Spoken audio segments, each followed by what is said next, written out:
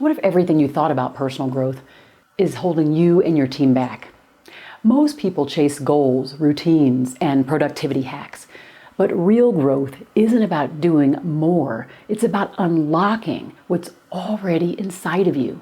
In this video, we're going to go beyond the cliches and reveal that overlooked steps, the steps that create real lasting change. Ready to stop spinning your wheels and start transforming?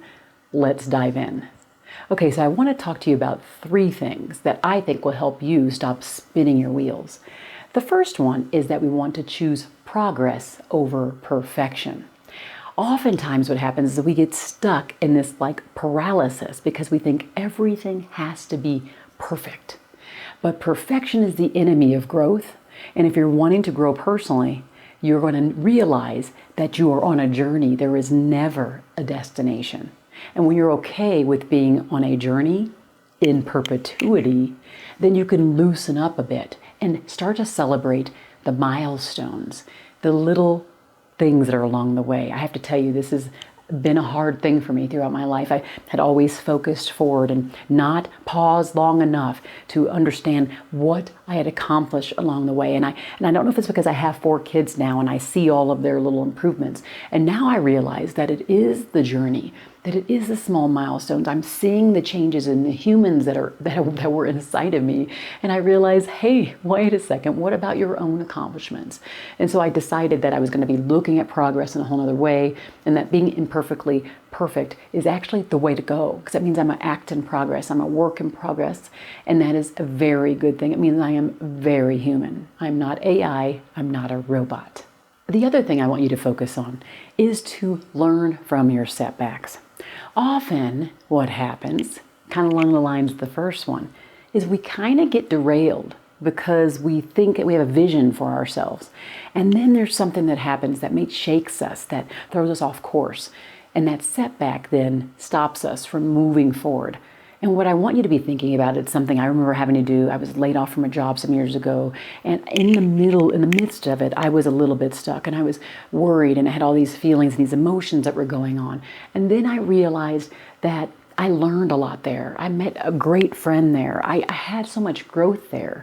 And then I saw the experience as a positive thing. And so when we think about learning from our setbacks, we have to learn to reframe them as opportunities to grow and to learn. And I want you to be focusing on that. And that is one of the things you can do to stop your wheels from turning, from feeling like you're on a rat race of life.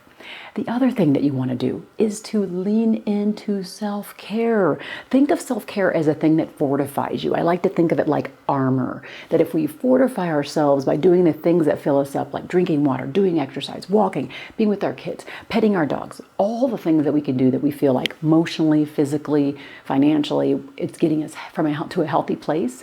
Now we're able to get through things. We're able to show up better because we have filled ourselves up.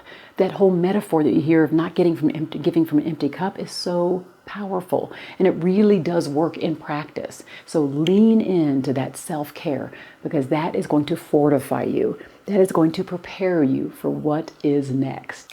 Next is learning to empower yourself. We really are a world of waiters and blamers. We're pausing. We're waiting for other people to give us green lights to do the things we know it's for our best. We know it's best for our families, best for our workplace, best for our team members, but we keep pausing, waiting, giving away our power. And I'm asking you to say, okay, what are the ways that I can go above, around, and through the things that are in front of me? When someone says, oh, please wait, is there a way for us to follow back up with them to get it started again? Why do we have to sit still and wait for things to happen to us at work or at home? We don't have to. We can, in respectful ways, move processes forward so that we can get to our end goal, okay? We're gonna go deeper into that in future videos, but right now, I want you to know that self-empowerment is critical, and you can own it by kind of taking something off the mark, tripping it up to get it started again. And then the last thing, again, is going back to the concept of strengths. What are your strengths? Maybe taking a strengths finder assessment, taking a DISC assessment. We offer that at my firm, Employee Fanatics. But going deeper to find out, what are your strength points? How do you work best with certain people? What are the things that can help move projects forward? What are the things that will impress people, that will help you move on in your career? Understanding your strengths is key. If you don't know you, how is anybody else going to know you? If you don't know you, how can you demonstrate those things to those who are around you? It is going to be critical for you to understand those strengths. Now you can step away from the cliches and do the hard work to allow your inner shine to come through. Remember, you are good because you are. If you want to lead by example, you have to do the hard work. You have to remember that you are good because you are. Leading by example means that you must embrace all that is already inside of you so that others will have permission to do the same. I know that you have it in you. You do not need to be a totally different person. You just need to be the best person that's there. You need to go deep. You need to dig in there to find the greatness in you. That way, you create a winning culture inside or outside of work. Take care.